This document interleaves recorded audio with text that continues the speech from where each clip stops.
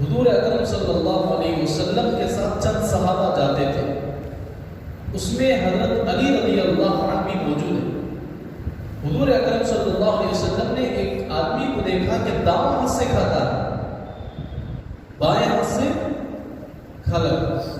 حضور اکرم صلی اللہ علیہ وسلم نے فرمایا اللہ تعالیٰ نے ہمیں سیدھے ہاتھ دیے تو سیدھا ہاتھ میں کھاؤ، دائیں ہاتھ میں کھاؤ، بائیں ہاتھ میں کھانا نہیں ہے۔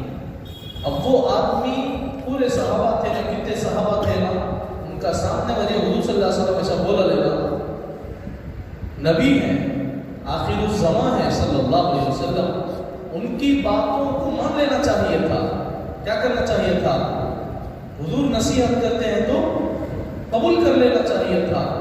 وہ آدمی مجھے سب کے سامنے ایسا بول لینا، بیزار ہو جاؤ، نہیں میں اس میں کھاؤں گا۔ کس میں؟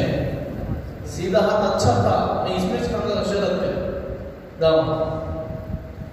حضرت علی فرماتے ہیں حضور اکرم صلی اللہ علیہ وسلم نے اس کے اس الفاظ کے سننے کے بعد آپ نے فرمایا اللہ کرے کہ تجھے ہمیشہ اسی ہاتھ میں کھلائے۔ کون سا ہاتھ میں؟ دائیں ہاتھ سے کھلائے، بائیں ہاتھ سے کھلائے۔